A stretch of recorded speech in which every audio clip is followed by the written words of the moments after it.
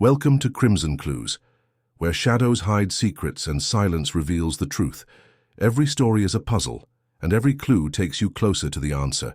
Subscribe now, join the hunt, and let the mystery begin. Chapter 1. Sympathy and Toast.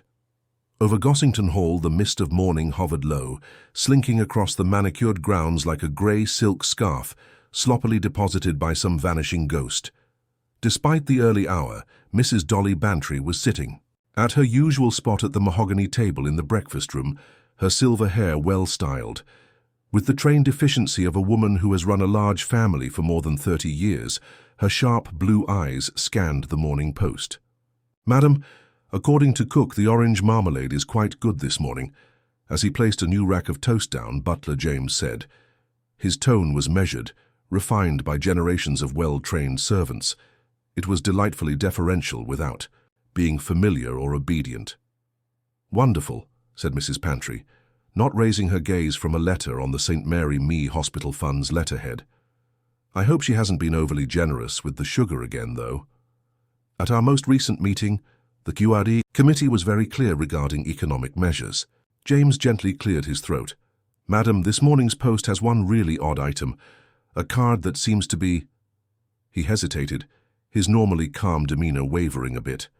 "In other words, it appears to be a card of condolence." Mrs. Bantry's eyebrows arched in surprise as her head jerked up. "A card of condolence? James, what do you mean? Who in the world would be expressing sympathy to Gossington Hall?" The butler, with a silver salver and a black-edged envelope, came reluctantly. "It's somewhat strange, if I may say so, that the card is addressed to you directly, madam." Mrs. Bantry accepted the envelope and looked at the typewritten address with increasing confusion. Bantry, Mrs. Dolly, Gossington Hall. Carefully she opened it to find a card with a rich black border. Its message of sincere condolences for your loss is printed in a solemn typeface. Something had been added below in a different hand. "So sudden, so cruel." She let forth a bright, disbelieving chuckle. "How perfectly ridiculous. The greatest terrible error has been made by someone. It's really well done, I must admit, however." She flipped the card over in her hands. High-end paper and accurate printing. It took a lot of effort for someone to make such a mistake. A mix-up at the post office, maybe. "Maybe, madam." Mrs. Bantry put the card in her morning dress pocket. "Later we will need to call them to resolve the matter. James, pour the tea now. You know how Colonel Bantry hates to wait for his morning cup, and he will be down shortly." As if summoned by her words, Colonel Arthur Bantry came in the doorway, his military demeanor still visible despite his 60-odd years. His eyes had that special alertness that came from decades of rising before dawn. His tweeds were spotless, and his mustache was freshly waxed. He kissed his wife's cheek and sat down in his chair, saying, "Good morning, my dear." "Get enough? Sleep?" "Tolerably, thank you, albeit we've had rather a funny start to the day." She gave him the card of condolence. "It seems like someone believes I'm dead." Colonel Bantry studied the card as he had scrutinized military dispatches in the past. "Well, yesterday evening it was postmarked. St. Mary Me, local postmark as well." He returned it. "Odd business. You don't think it contains anything evil, do you, Arthur? It's just a dim-witted somebody who is confused about their address." "You're absolutely correct, my love. But I have to admit that the person who wrote that extra remark had a tendency toward drama. It was abrupt and cruel." Voices in the hall broke up their chat. When James reappeared, he was with a small group of morning callers. "To see you, Miss Denham and Madam Mrs. Pike. They claim that it has to do with the hospital finances." The first to enter was Mrs. Harriet Pike, a slender, accurate woman in her 50s, with grey hair pushed back so tightly that it appeared to elongate her face. With the attention to detail of someone who handles valuable papers, she carried a leather portfolio. Mrs. Bantry's cousin, Veronica Denham, followed, her London style a little out of place in the early morning light of a rustic breakfast room. "Dolly, sweetheart," Veronica cried, leaping forward to give her cousin a hug. "How wonderful it is to see you looking so good. I just told Harriet how amazing it is that you are in charge of all these committees and humanitarian endeavors." Mrs. Pike's head bowed rigidly. "Mrs. Bantry, good morning. I hope we're not bothering you, but you need to take immediate action on a few issues pertaining to the fund accounts." Absolutely not, Harriet. Please have a seat, you two. More cups, please, James. As the women settled themselves, Colonel Bantry excused himself. Ladies, you can focus on your committee job. I assured Haydock that I would check in on his mare. Mrs. Bantry called after him, "Give the doctor my regards," and then she focused on her guests. "Now then, what's so urgent about the accounts that it couldn't wait until our usual meeting?" Mrs. Pike carefully and ceremoniously opened her portfolio. "I have identified a number of disparities. They need to be clarified, but nothing major. Of course, maybe we could go over them in private." "Harriet, that's absurd. In addition to being family, Veronica has offered to assist with the administration of the funds. When it comes to philanthropic work, transparency is crucial." Veronica grinned broadly. "I really want to make a significant contribution while I'm here in the nation. It can be so frivolous in London society." Mrs. Pike started laying out documents on the table. The cadence of the morning became serene. The breakfast area was warmed by the autumn sunlight that poured through the windows, creating patterns on the polished silver that danced. Mrs. Bantry nodded periodically or asked clarifying questions as she listened to Harriet's careful recitation of figures and expenses. The doorbell rang once again during this domestic scene. James came back with 2 additional guests. Mrs. Bantry was very delighted to see Miss Jane Marple from St. Mary Me, as well as Mr. Dennis Fairbrass, the Much Benham antique merchant. "Mrs. Bantry got up to greet the old woman, my dear Miss Marple. What wonderful timing. I was just thinking yesterday that I hadn't seen you in far too long." Miss Marple, a petite, white-haired woman with sharp, perceptive eyes, gave a soft smile. "I thought I might leave this little gift while I was by." She held up a nicely crocheted blanket in lovely blue wool. "You mentioned how the morning room gets drafty as the weather changes, and I recalled that. James, it's very considerate of you to show Mr. Fairbrass the drawing room. Soon I'll be with him." A portly man with calculating eyes, Mr. Fairbrass bowed gently. "Mrs. Bantry, don't rush.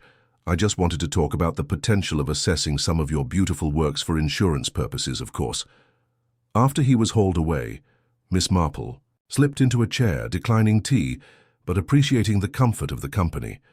Veronica's trendy restlessness, the dispersed fund documents, Mrs. Pike's anxious efficiency, and most importantly, the black-edged condolence card next to Mrs. Bantry's dish, were all visible to her casually scanning the room. Miss Marple added gently, "I really hope I'm not disturbing any important business." But no. The morning has gotten off to the strangest start. Mrs. Bantry took the card out. "I received a condolence card from someone. A little too soon, wouldn't you say?" Miss Marple studied the card as carefully as she might a knitting project. She carefully turned it over with fingers that were still nimble despite her advanced age. How strange. "Yes, the address was posted locally yesterday evening, and appears to be typewritten. Who could have made such a mistake is beyond our comprehension." "Mistakes," Miss Marple said thoughtfully, "are often more illuminating than truths. Could I?" She raised the package to the window's glaring light. "The paper is pricey, of high quality, and has a highly noticeable postmark. 7 hours last evening from the St. Mary Me post office." Mrs. Pike raised her head from her papers, a little irritated. "It must be just a little confusion at the printers. These things do occur. Yes, Miss Marple, I agree with you in a lovely way. However, it is puzzling that someone would bother to include that private message. So sudden, so terrible. Doesn't it imply rather personal knowledge?" James returned with the second post, interrupting the conversation. "Dr. Hawke would want to know whether this afternoon would be convenient for his visit, and I have a few more cards for you, madam." "Additional cards?" Mrs. Bantry appeared perplexed. "Cards of sympathy, ma'am. Quite a bunch of them, actually." The bright breakfast room felt suddenly cold, as though the morning mist had somehow made its way inside. Miss Marple gave her most innocent face as she carefully set down her teacup. "How very interesting," she remarked in a low voice. "How fascinating, in fact." Chapter 2. Gossington Collapse. When calamity struck with the fast, ruthless efficiency of a hawk descending upon unwary prey, the morning had already gotten into that certain rhythm of English rural hospitality. Mrs. Bantry had disposed of the assortment of condolence cards with her usual directness, calling them a silly mess at the post office and giving James instructions to put them in a bundle until the riddle could be resolved. Veronica had excused herself to freshen up before joining the others for elevenses, and the hospital fund business had been settled, with Mrs. Pike's papers neatly filed back into her portfolio. Miss Marple was still in the breakfast room, working, on what looked like the booty of a small baby, her knitting needles clicking softly. Her presence had that wonderfully comfortable aspect possessed by certain elderly females, neither invasive nor entirely unobtrusive, but somehow important to the proper order of things. When Mrs. Bantry returned from her brief meeting with Mr. Fairbreath over the insurance valuation, she said, "I do hope you'll stay for 11, Miss Marple. Cook has prepared your favorite small seed cakes. You are really sweet, my love. I should be happy." James showed up with the tea trolley at exactly 11, its silver appointments shining in the grey light of the October morning. At Gossington Hall, the 11ese ritual was as set in stone as the sunrise. Renowned seed cakes, paper-thin cucumber sandwiches, fine china, and Mrs. Bantry's special love for thin toast with orange marmalade. After visiting Dr. Haddock, Colonel Bantry had returned with the positive energy that often accompanies excellent talk and the fresh air in military men. Mrs. Pike had been convinced to remain, but she sat rigidly, as if social pleasures were a diversion from more important responsibilities. Looking immaculate in a traveling outfit that must have cost more than most people made in a month, Veronica came down the stairs. As her husband sat down in his favorite chair, Mrs. Bantry asked if Dr. Haydock had anything noteworthy to say about that mayor. Sound as a pound, according to him, though he did remark he'd be calling round this afternoon. It has to do with assessing your constitution following last week's episode of dyspepsia. No sense. It's been months since I felt better. Mrs. Bantry grabbed the pot of marmalade. Her mother has had a heavy crystal affair, the way doctors get. Worked up over the smallest thing, really. She applied the marmalade with the meticulous attention to detail of someone who had done this straightforward task thousands of times. The light amber is reflected by the orange preserve. With the unconsciously assured assurance of total habit, the first mouthful was taken. Then everything was different. For a moment, the gathered company could only look in stunned silence, since the change was so abrupt and total. After being excited by conversation, Mrs. Bantry's countenance turned ashen, then perplexed, then frightened. She reached for her throat, gasping. "I say," she said, "I feel most peculiar." The following seconds went by with the warped clarity that comes with real crisis. It was frightening to see Mrs. Bantry's face turn greyish-blue when Colonel Bantry desperately looked for her pulse, threadier than spider's silk at her wrist. Her breathing became difficult. "Dolly!" She started to drop out of her chair, but Colonel Bantry caught her. "James, telephone Dr. Haydock at once." However, Miss Marple, who moved rather quickly for a woman of her age, had already arrived at the telephone in the hallway. Her calm, clear voice could be heard asking the doctor to come right away. "Most urgent," she said. "Mrs. Bantry is no longer standing." It poured controlled chaos in the breakfast room. Veronica was using a handkerchief to fan herself after being quite pale. Mrs. Pike's hands were put to her mouth as she stood still. Colonel Bantry was taking his wife to the sofa in the drawing room after lifting her by the body. When Miss Marple came back, she started to arrange the situation with the calm authority that some people are born with in emergency situations. "Please lay her flat, Colonel Bantry. Raise her feet a little. Mrs. Pike, would you be so nice as to grab a blanket from upstairs? Maybe you could ask James to make some brandy, Miss Denham." But the others failed to observe Miss Marple's most important move. She leaned over the abandoned place setting of Mrs. Bantry. She raised the plate of half-eaten toast and took a big breath. Her already solemn face took on a contemplative quality that could have startled anyone listening. She gently placed the marmalade pot on the sideboard out of easy reach and moved it to one side in silence. Doctor, with his medical kit in hand and his often cheerful demeanor changed by professional concern, the Haddock arrived in a matter of minutes. He was a man in his 50s, strong and trustworthy, and he had the kind of bedside manner that made even the most nervous patients feel comfortable.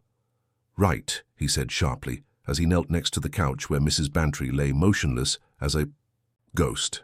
"Let's see what we have here." His assessment was comprehensive and speedy. Each feature, including skin tone, respiration, pupils, and pulse, is documented with trained efficiency. The gathered spectators eagerly anticipated his next move, hoping for confirmation of his skill. Colonel Bantry's voice was tight with concern indeed. Dr. Haddock appeared solemn. "Mrs. Bantry is really sick, I'm afraid. We must take her to the hospital right away. James, would you call for an ambulance?" "Hospital, for the first time since the collapse," Veronica spoke. "Is this thing really that bad? I'm afraid so. I can't say what kind of acute poisoning the symptoms point to without conducting the necessary testing." The assembled group was shocked when the term poisoning was thrown into the room like a stone into still water. Mrs. Pike slumped into one of the chairs. Beneath his tan, Colonel Bantry's face turned white. "Poisoning," he said again. "However, how? How could it be?" "Let the experts decide that," Dr. Haddock stated firmly. "Our top objective at the moment is to ensure Mrs. Bantry receives the appropriate medical care." The ambulance arrived with admirable quickness. Its staff is comforting and professional. Mrs. Bantry's respiration was steady but shallow as she was carefully moved to a stretcher as she remained unconscious. Colonel Bantry, his face a mask of barely contained agony, climbed into the ambulance next to her. A heavy hush descended upon Gossington Hall as the car vanished down the drive. The rest of the guests were unsure of the correct procedure. Someone just go or stayed to assist? The societal norm seems to be insufficient in these situations.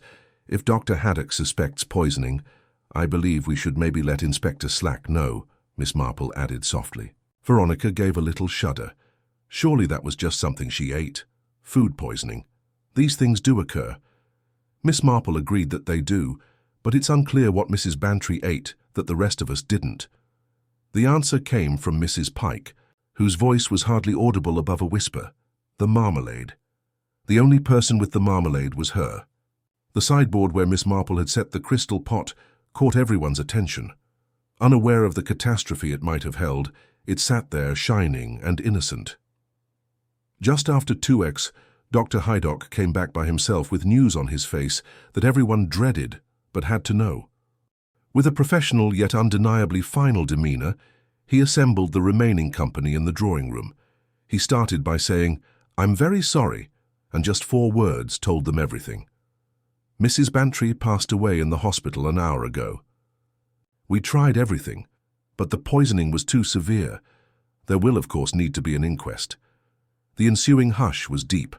Colonel Bantry, who had returned with the doctor, sat like a man carved from stone. Veronica started sobbing into a handkerchief in a low voice. Mrs. Pike gazed at her hands intently. Miss Marple was the only one who appeared oddly calm, but there was a sharpness in her blue eyes that had not been present at breakfast. By dark, the word had gotten around St. Mary's with the rapidity that only genuinely startling things can. Dolly Bantry is no longer alive. Breakfast poisoning. It was spoken again and again in pub after pub, shop after shop, and cottage after hamlet. As night fell, Inspector Slack arrived with a policeman and the same grim efficiency that often permeates quiet country homes during police investigations. Statements were taken, the hall was sealed, and preparations were made for what would surely be a thorough and intricate investigation. Slack told the gathered household that there was no public inquest yet. Private arrangements for now, till we realize exactly what we're working with. With the startled civility of the just bereaved, Colonel Bantry had withdrew to his study and accepted condolences. At last the visitors had left, leaving a sense of surprise and conjecture that would reverberate on the gravel drive long after their footsteps had stopped. Miss Marple carried a number of small, unsettling details with her as she walked slowly back to her cottage through the October evening. These included the marmalade that had tasted bitter to everyone but Mrs. Bantry, the exact timing of Dr. Haddock's planned visit, and the deep sadness of unexpected loss. The most perplexing of all was her own odd feeling that the day's events, as awful as they were, had been planned with an almost theatrical accuracy. As the police went about their duties, she stopped at her garden gate and turned to face Gossington Hall, whose windows were now blazing with light. The truth was somewhere. In that labyrinth of rooms and hallways, she knew for sure. However, it was as unclear as the October fog that was once again descending on the village of St. Mary as to what that truth may be and why anyone would want the world to think that Dolly Bantry was dead. Chapter 3. The taste of Marple is bitter. The morning following a catastrophe frequently has a strange, unreal feel to it, as though the air itself has thinned and commonplace items have acquired an almost surreal meaning. This was especially true, Miss Marple found, as she walked toward Gossington Hall in the grey dawn light, knitting bag safely tucked under her arm, thoughts racing through her head that would have surprised anyone who knew her, other than as a harmless old woman who liked village gossip. Unusually for someone who was endowed with a clear conscience from a life well lived, she had slept terribly. However, some of the specifics of yesterday's tragedy had been bothering her like loose knitting threads that would not go away or be smoothed out. The cards of sympathy arrived before there was any reason to feel sorry. With great care, the jar of marmalade was set away. The odd poise with which Dr. Haydock had revealed Mrs. Bantry's passing, as though he were reciting a pre-written script instead of breaking the news on the spur of the moment. Miss Marple was as familiar with Gossington Hall as she was with her own cottage, but Inspector Slack had placed a constable at the main door. In all the years she had known the Bantrys, the kitchen garden entry had never been closed, and this morning was no exception to that dependable rural tradition. In the breakfast room, James saw her standing silently next to the table where the tragedy of the previous day had taken place. The butler, to his credit, was not surprised to discover the elderly woman in his territory without an invitation. Long employment in a country house may have educated one to accept the unexplainable appearances of determined ladies as just another part of domestic life, Miss Marple thought. "Good morning, James," she said pleasantly. "I do hope you slept. Better than I managed to. If I may say so, Miss Marple, not very well. Yes, the house does feel different in some way. For the sake of my personal comfort, may I perhaps have a moment to look over Mrs. Bantry's place setting from yesterday?" James peered toward the entrance, then nodded slowly. "I haven't cleared everything away yet. Leave things as they are until the London men arrive," Inspector Slack instructed. Very sensible of him. Someone had covered the plates with fresh tea towels, but otherwise the breakfast table was pretty much as it had been. With the cautious reverence of an archaeologist unearthing ancient antiquities, Miss Marple raised these. The half-eaten toast was remained on Mrs. Bantry's plate, its top hardened but still displaying the golden marmalade spread. Miss Marple bent close and sniffed deeply. As could be expected, the aroma was primarily orange, with the recognizable acidity of a well-made preserve. But beneath was something more, so faint it seemed almost fictitious, something that was too harsh and green for breakfast marmalade. "I don't suppose you recall which jar of marmalade was used yesterday," she added carefully, referring to James. "Miss Marple, the crystal one, Mrs. Bantry's favorite in particular. Just last week her mother's dish was prepared fresh." Miss Marple took a closer look at the jar. The preserve appeared entirely normal, its hue a beautiful amber gold, its consistency thick but not rigid. She removed a tiny piece of the marmalade's main body with a clean teaspoon she picked up off the sideboard. She tasted this with a wine connoisseur's meticulous attention. "Great," she whispered. "Cook has really surpassed herself." With unending attention to detail, she then scraped a tiny bit off the jar's rim, where a tiny bit of marmalade had dried into a darker, more concentrated mass. Her face completely changed after this second taste. Now the bitterness was distinct, green and harsh, and completely unlike any orange preserve. Miss Marple placed down the spoon and proceeded to the French doors that led to the garden. Her border, which extended along the eastern side of the morning room, was filled with the typical assortment of medicinal and culinary plants that were kept in any well-run country home. Even though the lofty spires of the foxglove plants at the opposite end of the border were now devoid of the purple bells of summer, anyone familiar with country lore could still recognize their threat. Miss Marple crouched cautiously next to them, her keen eyes looking for signs of a recent disturbance on the ground. She discovered it as a number of crushed leaves that were still green but were starting to turn brown around the edges. The plant stuff had been collected here recently by someone who was less careful than skilled. Instead of being cut, the leaves had been shattered, and pieces of them were lying on the ground like the result of hurried labor. The bits were most interesting, she told herself, gathering a few in her handkerchief. Miss Marple went back to the breakfast room and focused on Mrs. Bantry's morning ritual. The paperwork from the charity committee, personal letters and household correspondence that make up a diligent country lady's daily routine were kept on the desk in the corner. The desk itself was a Georgian design, attractive and functional, with many of little drawers and spaces for keeping vital papers organized. Miss Marple saw right away that there was a slight smudge of what might have been marmalade on one of the brass desk handles. More tellingly, there was no little key, which usually rested openly on the leather surface of the desk.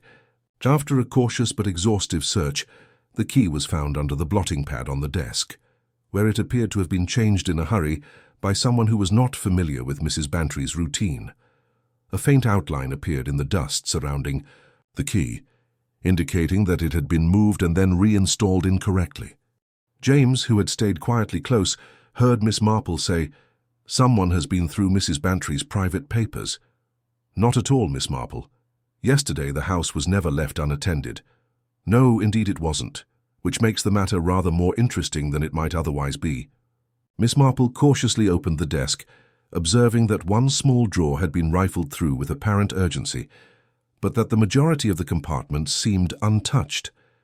Its contents, primarily letters about the hospital fund, had been replaced, although not in the same sequence. Then she noticed a piece of orange peel wedged into the drawer's corner, where the person who had searched had evidently missed it. But when Miss Marple inspected it closely, she discovered it was not orange peel at all, but rather a piece of foxglove leaf, its characteristic shape identifiable to anyone familiar with the plant. "James," she uttered slowly. "Was anyone alone in this room for any significant period yesterday?" The butler gave it some thought. "Well, Mrs. Pike spent some time here going over her papers before the others arrived, and Miss Denham came down early, said she wanted to write some letters. But surely you don't think either of them would?" Unable to express such a recommendation regarding visitors to his master's home, he trailed off. "What I believe," continued Miss Marple softly, "is that yesterday morning someone made a great effort to make sure Mrs. Bantry ate a certain tablespoon of marmalade. Someone who had access to this area as well as the herb garden, and who knew enough about plants to understand that foxglove leaves, when prepared correctly, can imitate some types of natural heart failure." She stopped and gazed out at the garden, where the morning mist was starting to burn away in the October heat. "James, the timing issue is what worries me the most. How could our enigmatic correspondent have known to send cards of sympathy before there was any reason to be sorry? Unless, of course, they were aware of the precise moment that cause would occur." James appeared really uneasy. "You're not implying that Mrs. Bantry's death was premeditated, are you, Miss Marple?" "My dear James, I'm proposing that someone has taken extraordinary measures to make sure that everyone thinks Mrs. Bantry is dead. However, whether she is deceased is a different story." After making that cryptic remark, Miss Marple picked up her knitting bag and the little evidence she had gathered, the pieces of the foxglove, the misplaced key, and the bitter residue on the rim of the marmalade jar. Each piece of the puzzle was little in itself, but collectively they presented a picture of deliberate premeditation that was far more horrifying than any crime of passion could have been. Whoever had planned yesterday's events was intelligent and patient, Miss Marple thought, as she walked back through the kitchen garden. They had meticulously planned, carried out, and almost succeeded in committing the ideal crime. Not quite, but close, because the foundation for their eventual downfall was in their very perfection. Truth, Miss Marple had learned through long experience, was rarely as neat and tidy as fiction. Furthermore, she didn't like how nice and orderly yesterday's tragedy had been.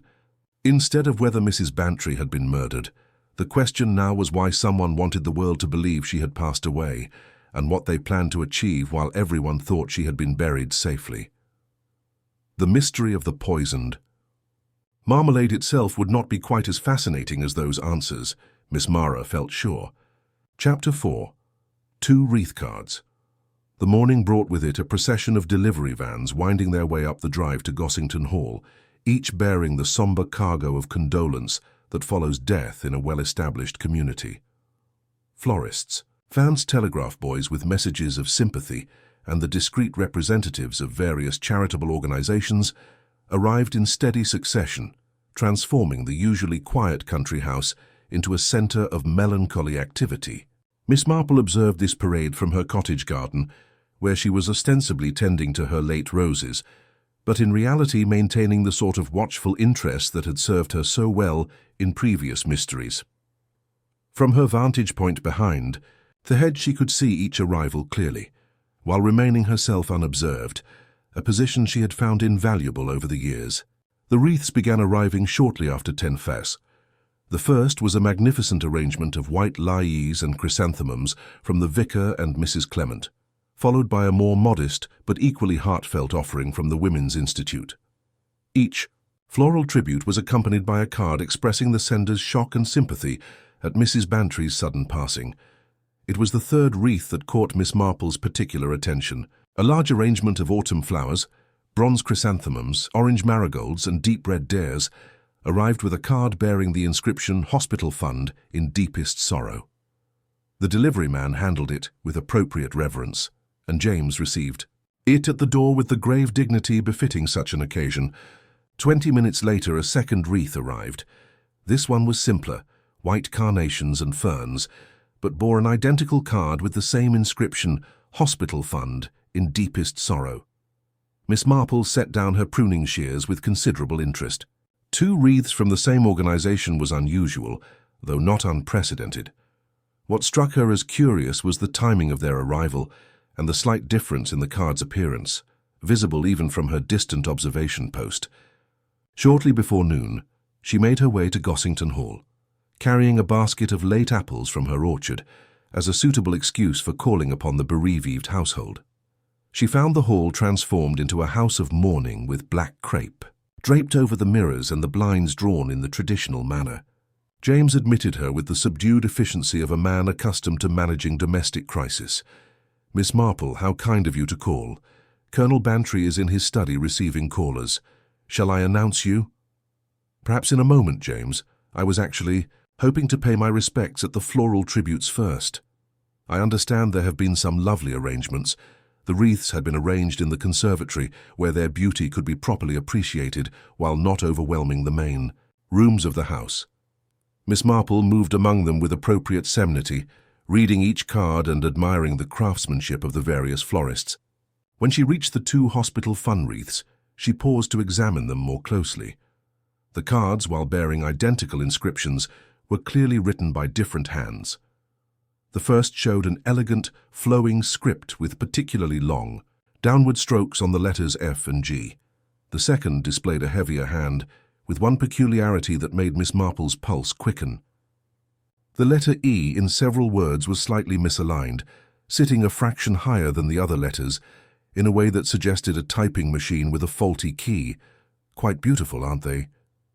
Miss Marple turned to find Mrs. Pike approaching, her face appropriately grave, but her eyes bright with what might have been anticipation. She was dressed in deep mourning, though Miss Marple couldn't help noticing that the black costume was remarkably well fitted, for something presumably acquired in haste.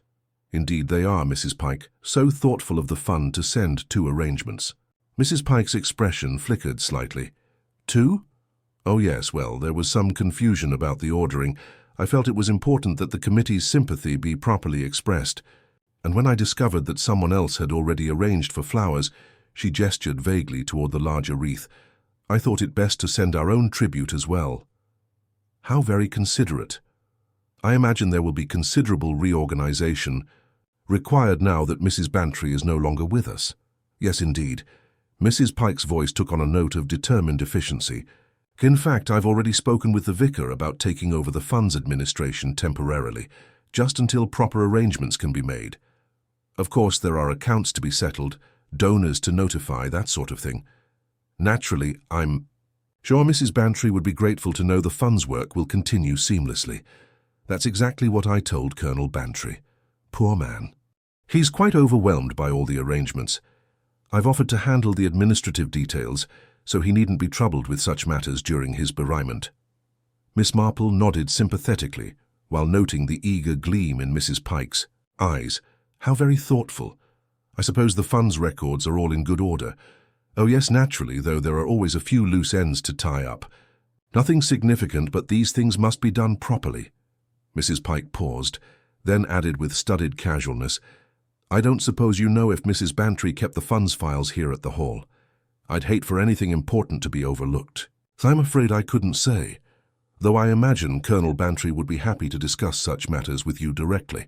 Their conversation was interrupted by the arrival of another caller, Mr. Dennis Fairbrass, the antique dealer, carrying a small but expensive-looking floral arrangement and wearing an expression of professional sympathy. Ladies, he said, bowing, slightly. Such a tragic loss. Mrs. Bantry was a true connoisseur of beautiful things. Indeed she was, agreed Miss Marple. I understand you were planning to value some pieces for her. Mr. Fairbrass's eyes brightened slightly, despite the sombre circumstances. Yes, for insurance purposes. These old houses contain such treasures, often unrecognized by their owners. I do hope Colonel Bantry will still consider proceeding with the evaluation, in Mrs. Bantry's memory, as it were. Mrs. Pike looked sharply at the antique dealer. Surely such matters can wait until after the funeral. Of course, though. Sometimes these things are easier to handle sooner rather than later. Grief can make decision-making so difficult. Mr. Fairbrass arranged his features into an expression of practiced concern. I merely wish to be helpful during this difficult time. Miss Marple observed this exchange with growing interest. The speed with which both Mrs. Pike and Mr. Fairbrass were positioning themselves to help with Mrs. Bantry's affairs was remarkable, even by the standards of a village where helpful neighbors were the norm rather than the exception. I wonder, she said mildly, has anyone contacted Mrs. Bantry's cousin, Miss Denham? I believe she was staying here when the tragedy occurred. Veronica left this morning, Mrs. Pike said quickly, quite upset naturally. She said she couldn't bear to remain in the house where it happened. How understandable, though. I'm surprised she didn't offer to help with arrangements, family usually. She was quite overcome, Mr. Fairbrass interjected, barely able to speak when she said goodbye. Some people simply cannot cope with such situations. Miss Marple nodded thoughtfully, though she recalled Veronica Denham as a woman of considerable composure and practical intelligence. The idea that she would flee in hysterical grief seems somewhat out of character. Well, she said finally, I suppose I should pay my respects to Colonel Bantry. James mentioned that Inspector Slack wished to speak with me as well. Inspector Slack? Mrs. Pike's voice sharpened. Whatever could he want with you?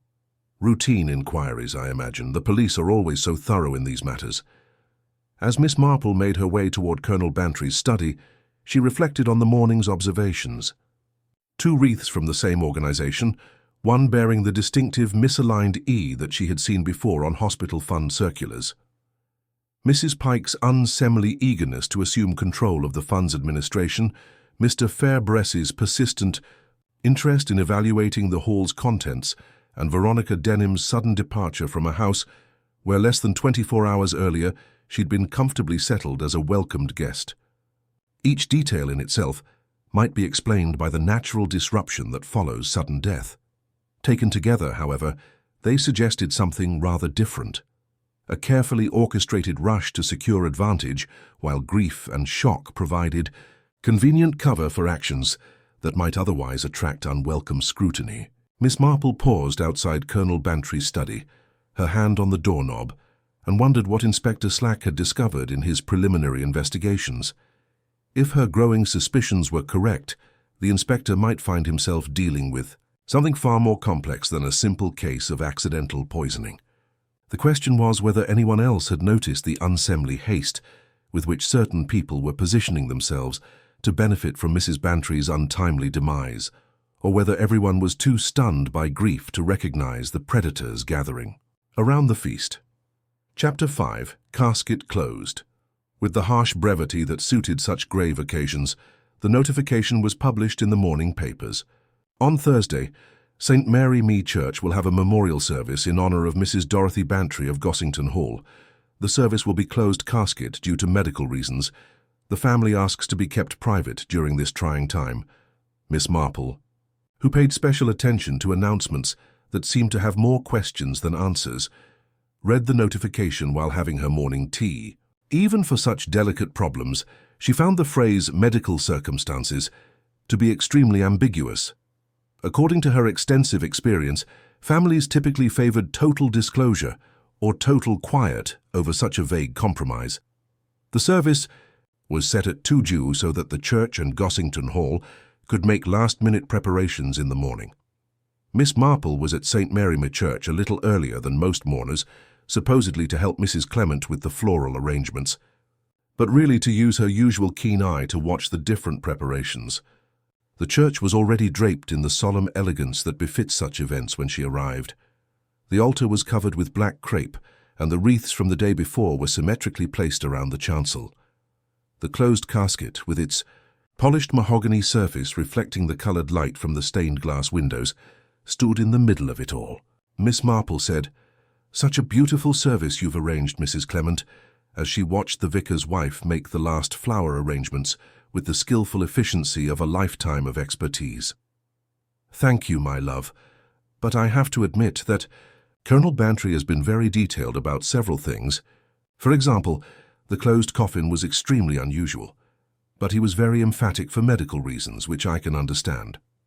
Dr. Heddock then detailed the nature of the well and the circumstances, which must have been very upsetting for the family. As she noted the service sheets in tidy stacks beside the entryway, Miss Marple gave a sympathetic nod. Fresh out of the printer, the black-edged paper was crisp and of outstanding quality. Pretending to check the order of service, she picked up one of the sheets to take a closer look at the document. Holding it up to the light coming through the windows, she could plainly see the watermark, a modern design including the printer's logo and the current year. It wasn't just a new paper. It was ordered and produced in the last few days, so it was recent enough. She said to Mrs. Clement, "Such lovely paper. But I believe Colonel Bantry also mentioned using some of Mrs. Bantry's own stationery for the occasion." "Oh no, sweetheart. This was a custom order. The family stationery, according to Colonel Bantry, wasn't quite suitable for such a formal service. He was quite picky about everything being done correctly." Miss Marple concealed this information. Among the increasing number of minor discrepancies surrounding Mrs. Bantry's passing, the rapidity with which such elegant arrangements had been formed was astounding, suggesting either incredible efficiency or advanced preparation that bordered on the prescient. When the mourners started to arrive, Miss Marple took her place in a pew that offered a good view of the congregation and the different doors. Inspector Slack had arrived early and positioned himself discreetly in the back, giving the proceedings an official air that the gathered locals did not miss. The Reverend Clement led the ceremony with the proper dignity, and his eulogy, which was tempered by clerical somnolence, hit the perfect note of human warmth. Despite the evident stress of the recent events, Colonel Bantry maintained his military demeanor while sitting in the front pew. Mrs. Pike stood in a conspicuous place close by, her black suit immaculate, her face appropriately solemn. Miss Marple found it odd that there were no family members other than Colonel Bantry. Grief had been cited as the reason for Veronica Denham's departure, but the total absence of other family members appeared out of the ordinary for a woman who had spent 30 years involved in county life. Following the service, Miss Marple found herself walking next to Inspector Slack as the congregation gradually made its way to the exits. Their discussion, spoken in the hushed tones proper for the situation, was enlightening. The inspector said, "Sad business, but I have to admit that everything has been handled incredibly well. The arrangements really appear almost too ideal, don't they?" Slack looked at her sternly. "What precisely does that mean?" "Inspector, nothing in particular. Simply that while this has all happened with clockwork precision, grieving typically results in a certain disarray. I assume that Colonel Bantry's military experience has prepared him to manage logistics under duress." "Probably, but I couldn't help but notice that you have a constable stationed at the hall. Just plain old routine, I guess. Standard practice in questionable death cases. However, There are some aspects that don't quite match up between you and me, Miss Marple." At the lich gate they stopped, and Miss Marple bent down as though adjusting her shoe after noticing something.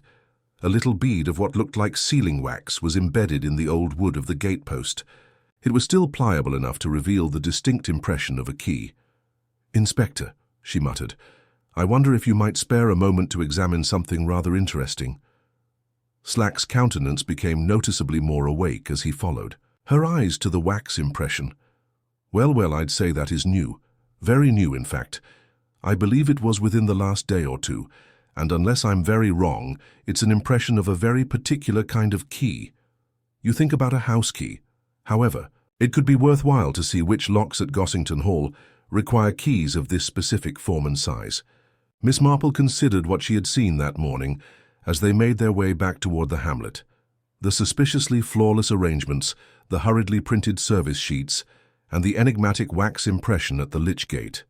Instead of making things clearer, each detail contributed a new piece to a puzzle that was getting more complicated.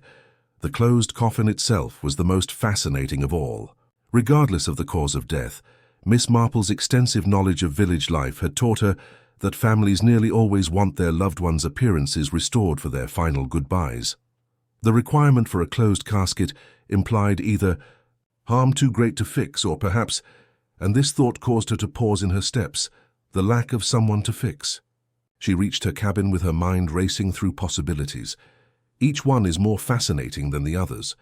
Should her mounting suspicions prove to be accurate, yesterday's memorial service was not a sincere expression of grief, but rather a lavish theatrical production, staged for the pleasure of an audience unaware that they were witnessing a meticulously planned performance. What exactly had the performance been intended to hide? More importantly, where was the actual Mrs. Dolly Bantry when everyone thought she was securely confined in that gleaming mahogany coffin? In the tangle of information surrounding this most unusual death, which was starting to appear far less definitive than appearances implied, Miss Marple was sure that the answers were somewhere. Chapter 6, The Edge of the Black. Take note. As the collected ladies of St. Mary discussed the morning service in suitably hushed tones, Mrs. Clement presided over the teapot with practiced grace, and the vicarage tea that afternoon had all the restrained gentility that such occasions needed. Knowing that such events frequently offered chances for the kind of casual chat that formal interviews could never accomplish, Miss Marple had cheerfully accepted the invitation. Miss Weatherby, with her encyclopedic knowledge of county genealogy, Mrs. Price Ridley, whose views on proper mourning protocol were as inflexible as her posture, and a number of other ladies whose collective memory stretched across generations of local history were all present in the drawing-room, which had its usual complement of village worthies. Naturally, the topic of discussion turned to Mrs. Bantry's untimely death and the excellent way the arrangements had been made. "Such a beautiful service," Mrs. Price Ridley said, royally taking her second cup of tea. "However, I have to admit that the closed casket was a little out of the ordinary. Families, in my experience, would rather say goodbye in a formal manner." "Medical necessities," Miss Weatherby whispered. "Dr. Haydock was very clear on that point. You know the nature of the poisoning?" Miss Marple carefully placed her teacup down. I couldn't help but notice how fast everything was set up.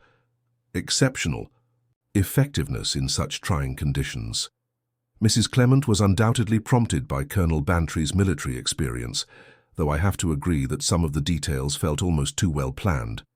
For example, the service sheet printing was completed in a very short amount of time. Mrs. Price Ridley noted that modern printing techniques are quite effective. That specific black-edge design isn't something one usually keeps in stock, but I did question the paper selection. With curiosity, Miss Marple leaned forward. "You also observed the quality of the paper. In fact, it seemed rather new to me. It was a very contemporary watermark. When I held it up to the light during the hymn, I couldn't help but notice." Mrs. Pike entered with the deliberate air of someone carrying urgent news, interrupting the discourse. Though her demeanor emphasized professionalism rather than grief, she was nevertheless clothed in great melancholy. "Ladies, I just got out of Gossington Hall," she said. "There are a number of issues pertaining to Mrs. Bantry's affairs that need to be addressed right now." Mrs. Pike accepted Mrs. Clement's offer of tea as she settled in with the appearance of someone getting ready to make a big revelation. For example, the hospital fund accounts. Before the next committee meeting, I need to fix certain inconsistencies that I found. Not a big deal, but these things need to be managed correctly. Miss Marple's face stayed pleasantly curious. Unusualities, how alarming, minor variations in the ledger entries. They need to be looked into, but they are most likely clerical errors. Regretfully, it seems that Mrs. Bantry's files lack part of the documentation. Absent. It appears that Miss Weatherby is scandalized. Dolly always took great care to keep accurate records. She was, in fact, which adds to the mystery of the gaps. Mrs. Pike thoughtfully stirred her tea. I think she might have relocated certain documents to a safer place, maybe a bank deposit box or the safe. Miss Marple saw Mrs. Pike's eyes glitter with calculation. Have you spoken to Colonel Bantry about this? Just a little. Funeral planning and legal issues are overwhelming the poor man. I volunteered to take care of the financial matters, so he wouldn't have to worry about it. How considerate, Mrs. Clement muttered, but her tone betrayed some hesitancy at such a willingness to take on responsibilities. As the topic of discussion shifted, Miss Marple found herself examining Mrs. Pike with fresh curiosity. Her knowledge of the possible storage site indicated a familiarity with Mrs. Bantry's private arrangements that went beyond routine committee business, and her anxiety about the money paperwork seemed out of proportion to the urgency she stated. When everyone had left, Miss Marple decided to go home the longer way past the kitchen gardens of Gossington Hall. The beautiful and fresh October afternoon was ideal for the kind of introspective walk that frequently helped people organize their thoughts about difficult issues. She found herself lingering at the herb border, where she had discovered the foxglove shards. With their withering leaves rustling gently in the fall wind, the plants appeared to have not been touched since her last visit. However, just as she was about to resume her stroll, she noticed a small movement. Mrs. Pike appeared to be carefully inspecting the plants while squatting amid the herbs. She held a length of string which she was using to measure something among the fading stalks. She straightened in plain embarrassment at the sight of Miss Marple's approach. I didn't think anyone would be here, Miss Marple. What a beautiful afternoon for gardening. Are you planning some planting? Actually, I was picking out a memorial wreath made of rosemary. I felt it would be a good way to honor Mrs. Bantry, who loved the herb garden in particular. Miss Marple nodded in agreement, but pointed out that despite Mrs. Pike's professed intention, there was no sign of herb gathering on her hands. Instead of harvesting, the rope she was carrying seemed to be marked at regular intervals indicating measuring. Although I think the rosemary plants are on the opposite end of the border, what a considerate gesture. Mrs. Pike cast a quick glance in that direction. After indicating, Miss Marple turned back to the foxglove plants where she had been employed. Indeed, without a doubt. First, I was just looking at the general arrangement. Miss Marple stroked the string Mrs. Pike was carrying lightly as they made their way toward the lane. There was a waxy residue that caught the light and made the surface seem a little sticky. The substance was clearly sealing wax, yet it was still pliable enough to retain imprints and fingerprints. It's a fascinating string, Miss Marple noted. Its texture is really unique. Mrs. Pike placed the string into her handbag after swiftly winding it into a tight coil, simple garden twine. There was nothing noteworthy about it, but Miss Marple had witnessed enough to validate her suspicions. Mrs. Pike's appearance in the herb garden, her curiosity about Mrs. Bantry's personal documents, and her possession of sealing wax-coated thread all contributed to a pattern that was becoming more and more obvious. Miss Marple considered the disclosures of the afternoon as they said their goodbyes at the lane. Mrs. Pike seemed to have aspirations that went far beyond administrative support, as evidenced by her eagerness to take over the hospital fund, her thorough understanding of potential storage locations for crucial documents, and her enigmatic garden activities. Above all, the key impression she had found at the lich gate was directly tied to the sealing wax on the rope. In addition to measuring or marking anything among the herbs where the foxglove grew, someone had been taking impressions of keys. The picture that was taking shape pointed to a well-thought-out strategy that had needed a great deal of previous planning rather than a crime of passion or opportunity. The issue was whether that plan had worked out as planned, or if some important components had not gone as planned. Miss Marple arrived at her cottage just as the sun was setting, illuminating the sky with crimson and gold hues that made her think of fall foliage. With her knitting in her lap, she took a seat in her favorite window chair and looked attentively toward Gossington Hall. The answers to questions that were growing more fascinating by the moment were somewhere in that grand home. She had to first figure out what Mrs. Pike had been measuring in the garden, and why anyone would require a wax cast of the keys to a home whose owners had reportedly recently experienced a terrible loss. Miss Marple's suspicion would turn out to be much more nuanced than anyone had anticipated. Chapter 7. Midnight Ledger. Miss Marple had never considered herself the sort of person who engaged in midnight surveillance, but exceptional circumstances, she reflected, called for exceptional measures. The evening had settled into that profound darkness that only October nights in the English countryside could provide, with clouds obscuring the moon and a light mist rising from the river to blur the edges of familiar landmarks. She had positioned herself in the shrubbery that bordered Gossington Hall's library wing, wrapped in her warmest coat and accompanied by Sergeant Lake, whom Inspector Slack had assigned to watch the house following her afternoon report about Mrs. Pike's suspicious behavior. The young sergeant possessed the patient stillness that came from military training, and Miss Marple found his presence both reassuring and professionally competent. "You're certain she'll come tonight?" Lake whispered, his breath forming small clouds in the cold air. "As certain as one can be about human nature," Miss Marple replied softly. "Mrs. Pike has been far too eager to gain access to Mrs. Bantry's papers. The memorial service this morning would have created the perfect opportunity for someone to slip away unnoticed and make the necessary preparations." They had been waiting for nearly 2 hours when Miss Marple heard the soft click of a key turning in a lock. The sound came from the French doors that led from the terrace into the morning room, the same room where Mrs. Bantry had taken her fateful breakfast only 3 days earlier. A shadow moved against the faint light from the windows, revealing the unmistakable silhouette of Mrs. Pike as she slipped into the house with the careful movements of someone familiar with the layout. She carried no lantern, but seemed to navigate the darkened rooms with confidence. "There," Miss Marple breathed, "just as I expected." Sergeant Lake nodded grimly and began to move forward, but Miss Marple caught his arm. "Let her complete whatever she's come to do. We need to understand her purpose, not merely catch her in the act." Through the library windows, they could see Mrs. Pike's figure moving toward the desk, where Mrs. Bantry had kept her correspondence and committee papers. The woman worked quickly but methodically, lifting papers and examining them in the faint light before replacing them carefully. Her movement suggested someone searching for specific documents rather than conducting a general exploration. After several minutes, Mrs. Pike lifted something substantial from the desk's main drawer, the leather-bound ledger that contained the hospital funds accounts.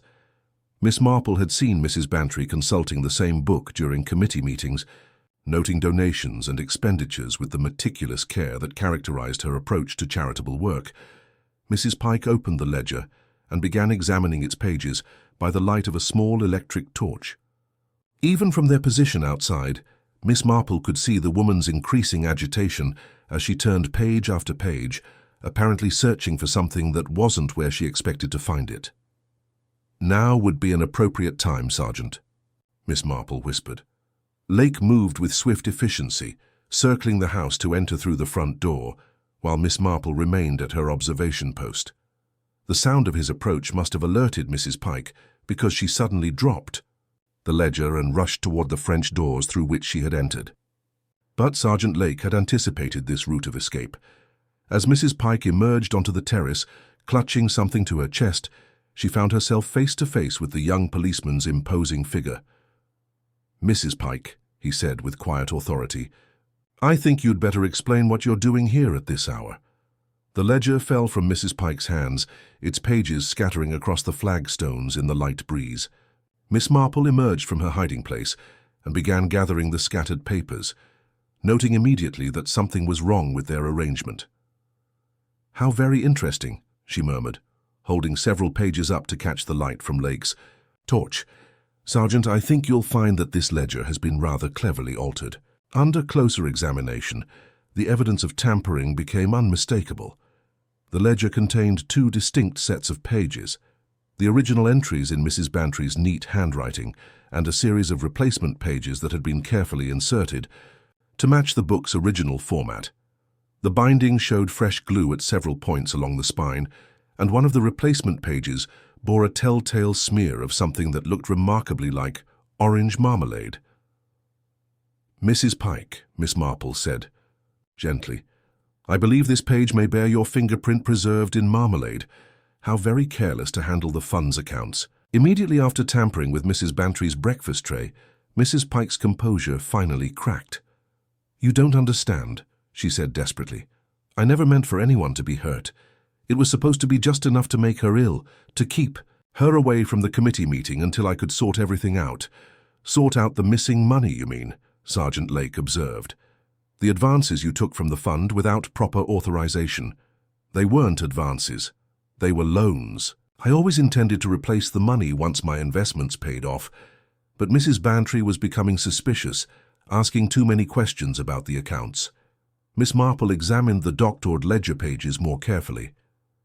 "So you decided to stage her death to create enough confusion to cover your embezzlement. The foxglove was meant to simulate heart failure, I suppose just enough to make her collapse during the committee meeting.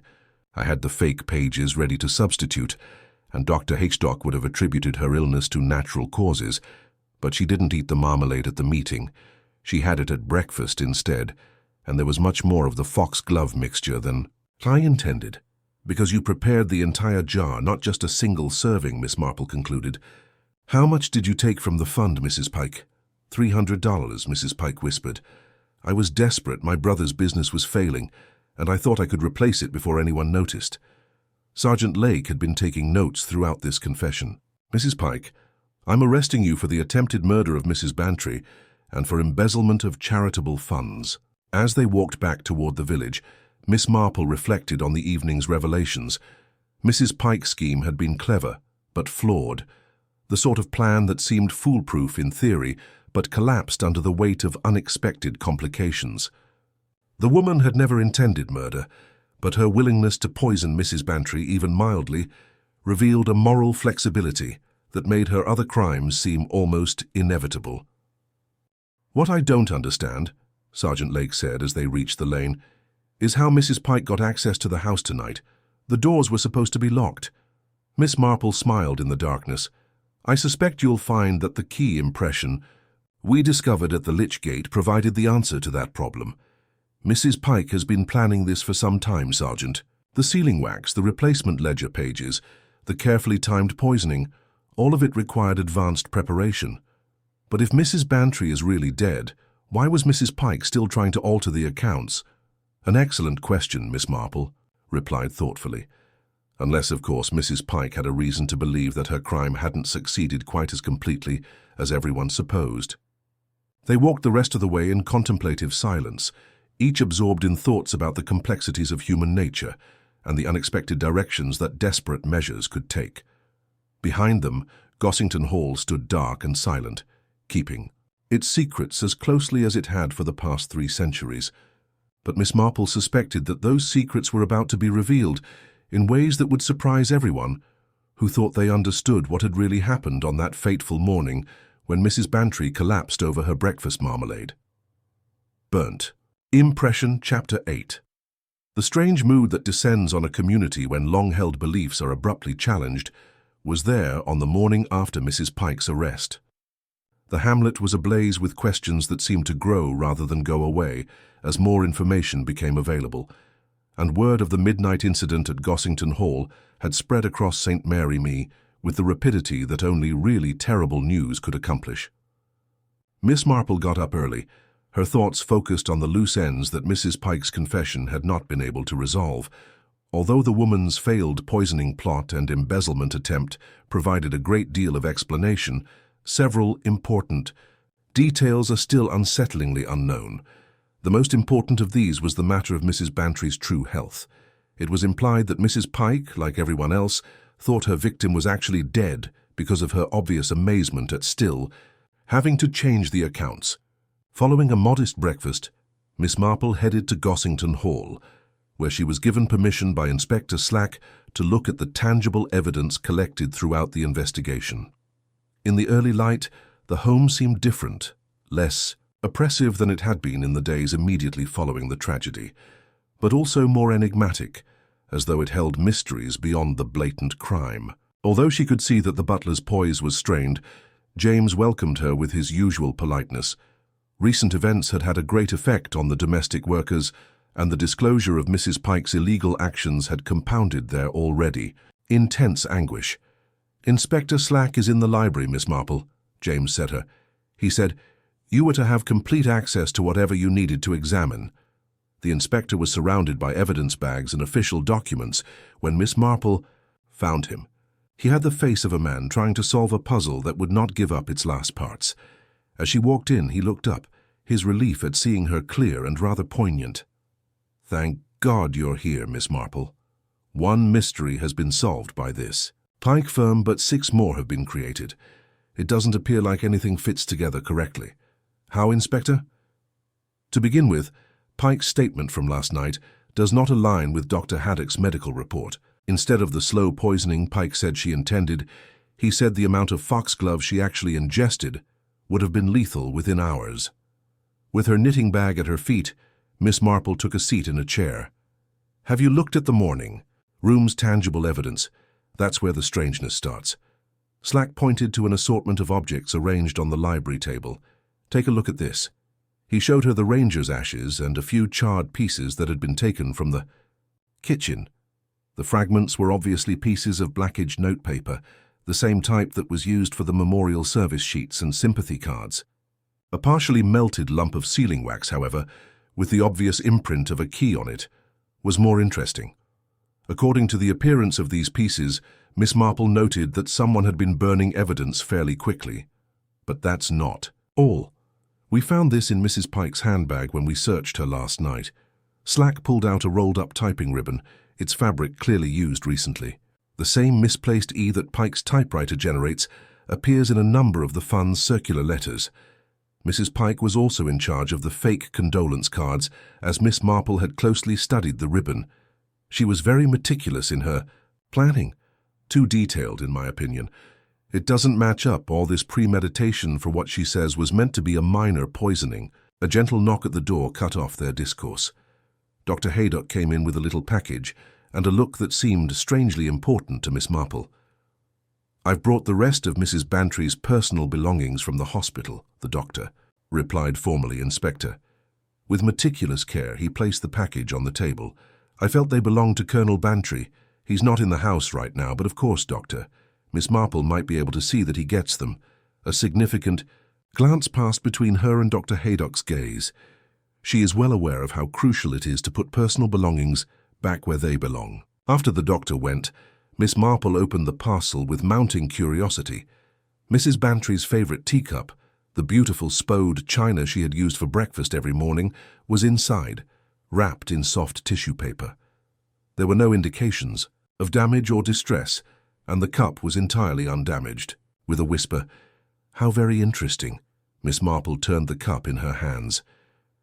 "Inspector, I wonder if you might explain something to me. How is it that Mrs. Bantry's personal teacup, which she was sipping from when she passed out, has returned to us in fine shape if, as we have been informed, she passed away in the hospital?" Slack stared at the cup with growing realization. Anything that could be used as evidence in a poisoning case would be kept on file by the hospital. No undertaker would have been allowed to remove personal belongings from a case that was still being investigated, to be exact. Unless, of course, there was no body to prepare for burial. Miss Marple gently put the cup down. This discovery's ramifications descended upon them like a mist. Perhaps the entire premise of their research needs to be re-examined. If Dr. Haddock had personally returned Mrs. Bantry's teacup and had stressed the significance of putting things back where they belong. "Are you suggesting that Mrs. Bantry isn't actually dead?" Slack replied slowly, addressing Miss Marple. "I'm suggesting, Inspector, that we may have been witnessing an extremely elaborate performance staged for reasons we're only beginning to understand." A recollection of Dr. Haddock's final remarks, the importance of returning things to their proper place, emerged as though to underline this point. Given Mrs. Bantry's daily schedule, her breakfast teacup should be placed on the sideboard in the morning room, where it had been for the past 30 years. However, if Mrs. Bantry survived to get her cup, the question was not who killed her, but rather why everyone had to assume she was dead. Where was she now, more urgently? While her bereaved husband strained to make plans for a funeral that might turn out to be completely unneeded, and her alleged memorial ceremony had taken place, Miss Marple got up from her seat, her thoughts whirling with the ramifications of this fresh information. "Inspector," she continued firmly, "I think we need to talk to Dr. Haydock about this very seriously, and maybe it's time to take a closer look at that closed casket than we have already." She was confident that the truth would turn out to be much more complicated than anyone had previously thought, and much stranger than any fiction. Chapter 9. Wrong Mourner. The afternoon of the memorial service arrived with the sort of grey solemnity that seemed to validate the sombre occasion. By Toussaint, St. Mary Church was filled with mourners dressed in appropriate black, their voices hushed in deference to grief and their faces reflecting the genuine sorrow that follows the loss of a beloved community figure. "What I don't understand," Sergeant Lake said as they reached the lane, "is how Mrs. Pike got access to the house tonight. The doors were supposed to be locked." Miss Marple smiled in the darkness. "I suspect you'll find that the key impression we discovered at the lich gate provided the answer to that problem. Mrs. Pike has been planning this for some time, Sergeant. The sealing wax, the replacement ledger pages, the carefully timed poisoning, all of it required advanced preparation. But if Mrs. Bantry is really dead, why was Mrs. Pike still trying to alter the accounts?" "An excellent question, Miss Marple," replied thoughtfully. "Unless, of course, Mrs. Pike had a reason to believe that her crime hadn't succeeded quite as completely as everyone supposed." They walked the rest of the way in contemplative silence, each absorbed in thoughts about the complexities of human nature and the unexpected directions that desperate measures could take.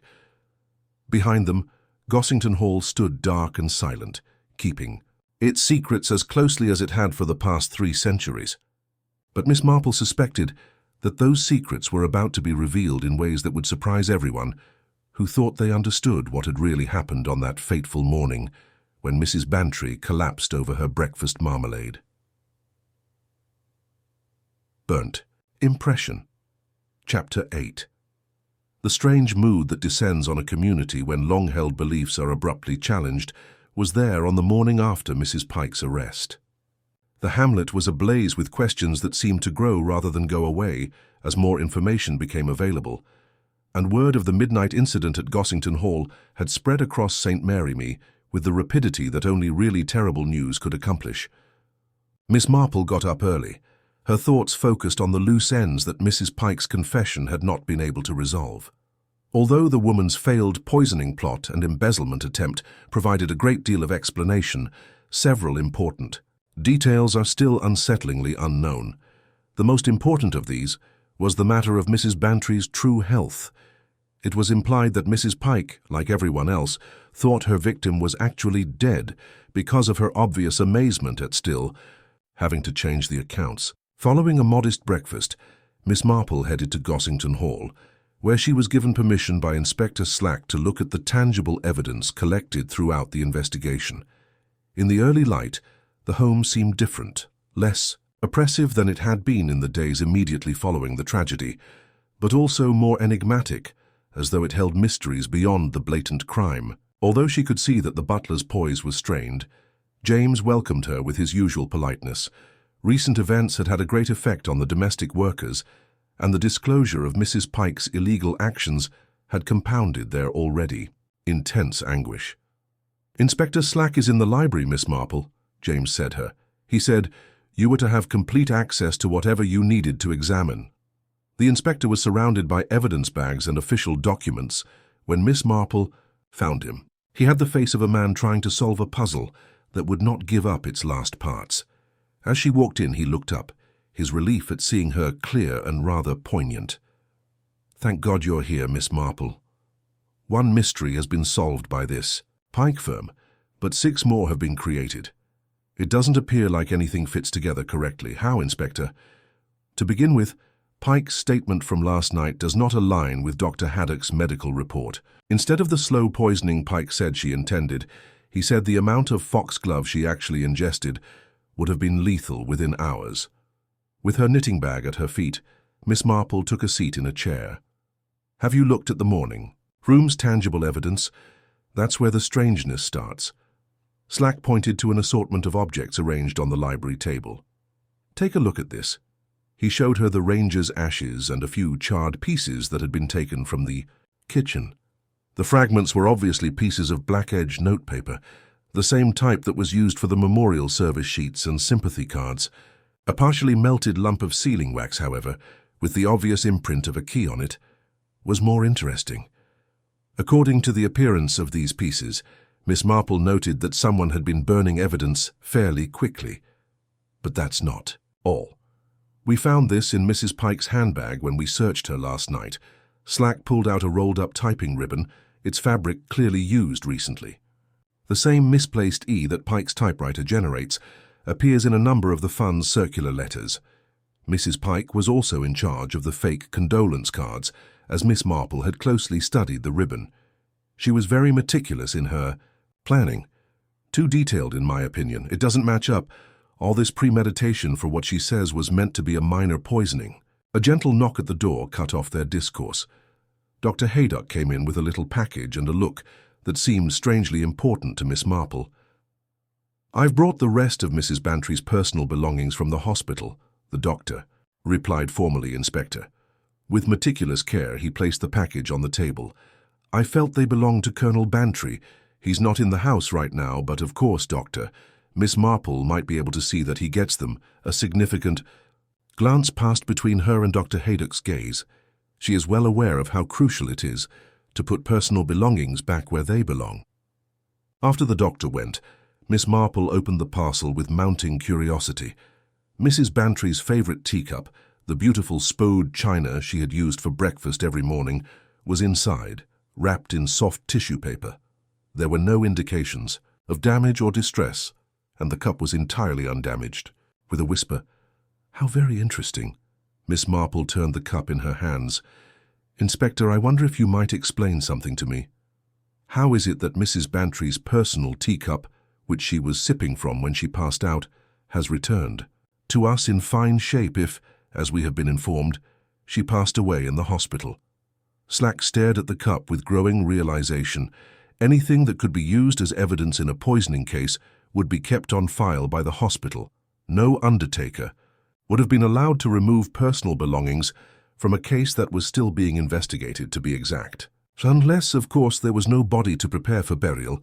Miss Marple gently put the cup down.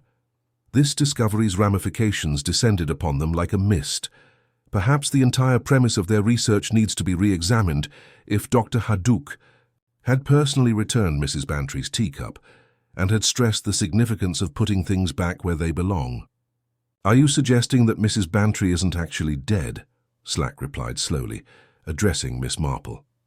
"I'm suggesting, Inspector, that we may have been witnessing an extremely elaborate performance staged for reasons we're only beginning to understand." A recollection of Dr. Haddock's final remarks, the importance of returning things to their proper place, emerged as though to underline this point. Given Mrs. Bantry's daily schedule, her breakfast teacup should be placed on the sideboard in the morning room, where it had been for the past 30 years.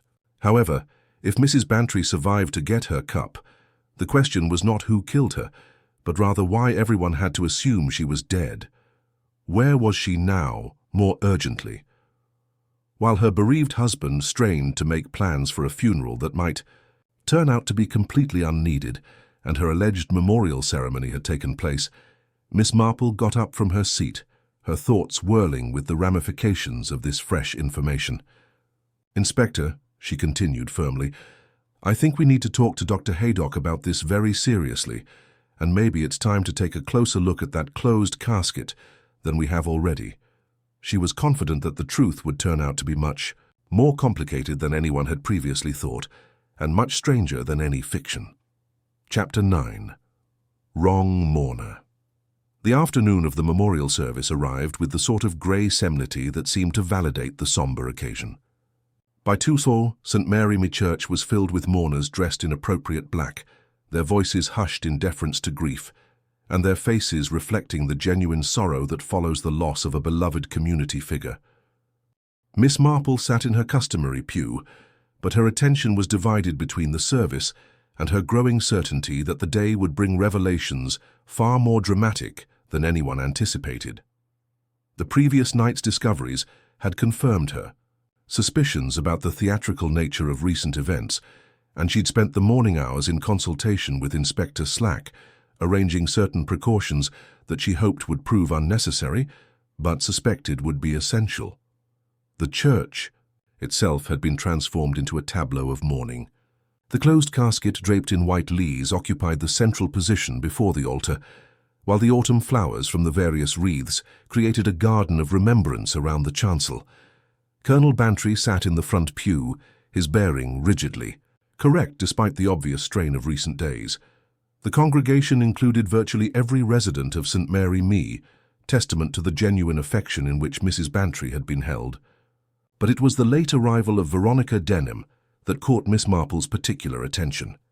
Mrs. Bantry's cousin entered just as the service began, heavily veiled and dressed in the elaborate mourning attire that suggested grief too profound for ordinary consolation.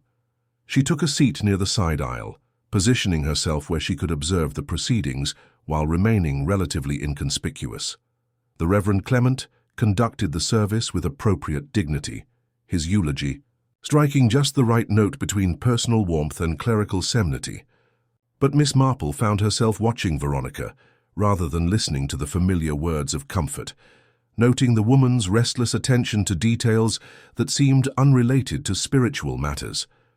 As the service drew toward its conclusion, Veronica rose quietly and slipped from her pew, moving toward the vestry with the purposeful step of someone on a specific mission. Miss Marple observed this departure with interest, then caught Inspector Slack's eye and nodded meaningfully. Rather than following immediately, Miss Marple waited until the congregation began filing out before making her own way toward the vestry. She found Veronica there, no longer the picture of overwhelming grief, but instead a woman engaged in urgent practical business. The elaborate veil had been pushed back, revealing features sharp with concentration rather than soft with sorrow. Veronica stood before the vest safe, its door open, and its contents scattered across the nearby table. Bearer bonds, legal documents, and various papers of obvious value lay in neat piles as Veronica sorted through them with practiced efficiency. "Looking for something specific, my dear?" Miss Marple inquired mildly. Veronica spun around, her face flushing with embarrassment and something that might have been fear. "Miss Marple, I didn't hear you come in. I imagine you were rather absorbed in your task. These appear to be quite valuable documents. Dolly left me a small bequest," Veronica said quickly, her hands moving to conceal something behind her back. "I was simply looking for the relevant papers. Colonel Bantry is so overwhelmed with arrangements, I thought I might spare him this additional burden." "How thoughtful, though. I wonder if you might show me this bequest you mentioned. I'm sure Colonel Bantry would want to ensure that Dolly's wishes are properly honored." Veronica's composure began to crack. It's a private matter, a family understanding rather than a formal document." Miss Marple moved closer, noting that Veronica had been attempting to hide a small brass key, the spare key to the morning room desk that had gone missing after Mrs. Bantry's collapse. "And this key? Was that part of your understanding with Dolly?" "As well." Before Veronica could respond, Inspector Slack entered the vestry, his presence filling the small space with official authority. "Miss Denham," he said formally, "I think you'd better explain what you're doing with those bonds." The game was up and Veronica knew it. Her shoulders sagged as the pretense of grief fell away entirely. "You don't understand," she said desperately. "I needed the money, my debts in London. I was facing complete ruin. So you decided to take advantage of your cousin's death to steal her securities," Slack observed. "It wasn't stealing. We're family. Dolly would have wanted to help if she'd known how desperate my situation had become." Miss Marple examined the bonds that Veronica had been attempting to conceal. But you couldn't wait for natural inheritance, could you? These are bearer bonds, untraceable once removed from their safe storage, perfect for someone needing to disappear quickly with portable wealth. The funeral chaos was perfect cover, Slack added. Everyone focused on mourning while you helped yourself to whatever you could carry. Veronica's face showed the calculation of someone weighing her options and finding them all unsatisfactory. "How did you know I would be here?" "Because," Miss Marple said gently, "you made the same mistake that Mrs. Pike made. You both acted too quickly with too much knowledge of where valuable things were kept. Mrs. Pike knew about the hospital fund accounts, and you knew about the bonds in the vestry safe. But how could I have known?" "Unless," Veronica stopped herself. "But too late. Unless you had been planning this for some time," Miss Marple finished, "long enough to take that wax impression of the spare key, which you retrieved from the lich gate and used to gain access to the house while everyone was distracted by the memorial arrangements. Has Inspector Slack placed Veronica under arrest?" Miss Marple reflected on the afternoon's revelations. Two separate criminals, each taking advantage of Mrs. Bantry's supposed death to pursue their own schemes. Mrs. Pike had tried to cover her embezzlement by staging a poisoning, while Veronica had attempted to steal bonds during the chaos that followed. But neither crime explained the most puzzling aspects of the case: the advanced sympathy cards, the two perfect arrangements, or most significantly, the intact teacup that Dr. Haddock had returned with such meaningful emphasis. As they left the vestry, Miss Marple noticed that the memorial service had concluded, and the congregation was dispersing, but one figure remained conspicuously absent from the general exodus: Colonel Bantry himself, who should have been receiving condolences, but was nowhere to be seen. "Inspector," she said thoughtfully, "I believe it's time we had that conversation with Dr. Haydock, and perhaps we should check on Colonel Bantry's whereabouts. I have a feeling that this afternoon's revelations are far from complete. The truth, Miss Marple was certain, lay not in the crimes they had uncovered, but in the curious absence of genuine grief from those who should have been most affected by Mrs. Bantry's death. When people who claim to love someone showed more interest in their possessions than their passing, it suggested that perhaps the passing itself was not quite what it appeared to be. And if that was the case, then the afternoon's memorial service had been not just a celebration of life, but a carefully orchestrated deception designed to conceal something far more complex than simple theft or embezzlement. Dolly enters the room in Chapter 10. There had never been a crowd like the one that gathered in the drawing room at Gossington Hall. Inspector Slack had closed the doors with ceremonial gravity as the October afternoon turned to dusk, generating a sense of formal revelation that appeared to infuse the air with expectation. All of the drama's main characters were there. Colonel Bantry, the stress of the last few days etched on his face. The Reverend and Mrs. Clement were called from the church.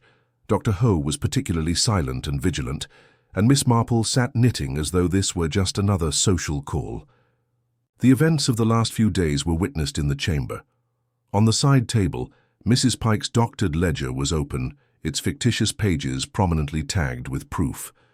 Nearby were the numerous pieces of physical evidence that had been collected during the investigation, as well as the bearer bonds that Veronica had tried to steal. Most conspicuously, however, was Mrs. Bantry's undamaged teacup, which was resting on the mantelpiece like a silent indictment. Miss Marple put down her knitting and looked around the group with the kind of soft authority that had been so useful to her in earlier investigations. "I think it's time we talked about what actually happened on that Tuesday morning, when Mrs. Bantry seemed to die from foxglove poisoning," she said, addressing the group of women. As the rest took their seats, the atmosphere of people getting ready for discoveries they both wanted and feared filled the room as Inspector Slack eagerly opened his notebook. Miss Marple went on to say that the first thing we need to realize is that we have been seeing multiple distinct plans that become entwined in the most amazing way, rather than just one crime. In an attempt to hide her theft of hospital fund funds, Mrs. Pike tried to poison Mrs. Bantry. In the confusion after her cousin's death, Miss Denham intended to take bearer bonds. Both women had sincere intentions and were real criminals. However, the most perplexing elements of this case are not explained by either crime. The well-planned memorial ceremony with its suspiciously new stationery, the closed casket that no one was allowed to see, the sympathy cards that arrived before any catastrophe happened, and, most significant of all, the return of Mrs. Bantry's own teacup in excellent shape. Despite shifting uneasily in his chair, Dr. Haddock remained silent. "The fact," Miss Marple said softly, "is that the night before her alleged death, Mrs. Bantry found the foxglove leaves in her marmalade. As a sane woman who was familiar with rural affairs, she quickly realized the danger when she discovered the odd, bitter residue on the jar's rim. At last, Colonel Bantry's militaristic demeanor broke. He said, 'She came to me in a state of considerable alarm. She had been poisoned, but it had been a botched attempt. The herb garden was littered with broken leaves, and the marmalade had been unevenly tainted.' Miss Marple said, 'So you devised a plan,' with approval. As a reliable buddy, Dr. Haddock was included in the plot. To get rid of the poisoner and any other criminals who might exploit the situation, Mrs. Bantry would stage her own death." Slowly, Dr. Haddock nodded. "To mimic the signs of poisoning, we employed a safe emetic. Dolly was brought to the ambulance by Arthur. We relocated her to the Clements guest room so she could stay concealed while we waited to see who would come forward. I declared her dead to create the appropriate confusion. Mrs. Clement appeared astonished but happy. She has been creating the most exquisite baby garments. What a productive patient." Miss Marple went on to say that the only important items in the closed casket were sandbags to give it the proper weight. The aim of the memorial ceremony was completely unneeded, yet the sentiment was sincere enough. Mrs. Pike's confession was true.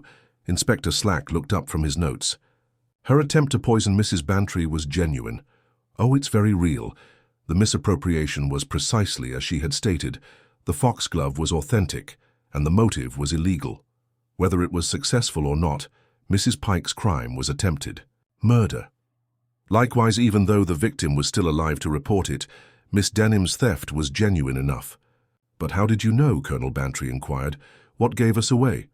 Miss Marple grinned. "Actually, a number of things. Advanced planning was indicated by the fact that the condolence cards arrived before there was any need to be sorry. Instead, then displaying grief-stricken haste, the memorial stationery's quality and freshness demonstrated forethought. The most compelling indication that Mrs. Bantry might soon resume her regular morning routine was Dr. Haddock's return of the teacup, and his insistence on putting everything back in their proper place. The door of the drawing room opened with dramatic timing that no theatrical director could have surpassed, as though these words had beckoned it. Mrs. Dolly Bantry came in, full of life and a great deal of annoyance, her blue eyes blazing with anger and her silver hair styled to perfection. Looking at the ornate floral arrangements that had been removed from the cathedral, she exclaimed, "Really, Arthur? Lies were never my thing. I don't like how far away they are." The ensuing hush was deep. Inspector Slack's notebook fell out of his uneasy grasp. It appeared as though the Reverend Clement had seen a resurrection. Mrs. Clement smiled, clearly pleased to see her hidden patient back where she belonged. "Now then," said Mrs. Bantry swiftly, disappearing into her favorite chair as though she had never left. "I am aware that we have apprehended Mrs. Pike and my horrible cousin in their individual crimes. Overall, excellent effort, but I must admit that it was a little more boring than I had anticipated to listen to my own memorial ceremony from the vestry." Satisfied, Miss Marple took her knitting back. "My dear Dolly, you and Colonel Bantry gave a very convincing show, but the truth has a way of coming to light." Mrs. Bantry retorted sharply, "Hardly a performance. After all, someone did attempt to poison me. As we identified all the vultures circling my alleged body, we merely made sure they wouldn't succeed." Inspector Slack was sufficiently recovered to shut down his notebook. "Mrs. Pike will face charges of embezzlement and attempted murder. Miss Denham with attempted theft, however. I assume the death certificate will need to be altered." It was the first time in days that Dr. Haddock smiled. In reality, I never filed one. You know, professional caution. As the several players in the play got ready to leave, Miss Marple thought on how oddly truth and deceit had entangled themselves in this most peculiar instance. There had been real crimes. There had been actual danger, and justice would be done. But because to the combined, Efforts of individuals who genuinely cared about her well-being, the alleged victim, had managed to stay alive throughout. As the others filed out, Mrs. Bantry said, "Miss Marple, I think I have a lot to thank you for. 2 felons were kept from escaping justice thanks to your inquiry. No, sweetie, but I have to admit that you gave a really convincing act. I was worried about you for a long time." Grinning, Mrs. Bantry called James to set up a decent tea service. "You know, reading detective books teaches you stuff, but I like the ones where the victim lives to see justice served." Gathering her knitting, Miss Marple made her way back to her cottage, where she would spend the evening thinking about the odd ways human nature can show itself when pressed. Some people, such as Veronica Denham and Mrs. Pike, let their morals be tainted by desperation. Others, such as Dr. Haddock and the Bantrys, came up with inventive ways to safeguard their most prized possessions. And occasionally, Miss Marple reflected as she strolled through the October night, the truth was more fulfilling than any fiction, especially when it involved the recovery of a presumed lost person and the victory of justice over greed. Gossington. Hall's lights burned warmly against the darkness behind her. No longer a house of sadness, but once again a respectable home where Mrs. Bantry could resume her interrupted breakfast routine with marmalade that included nothing more harmful than oranges and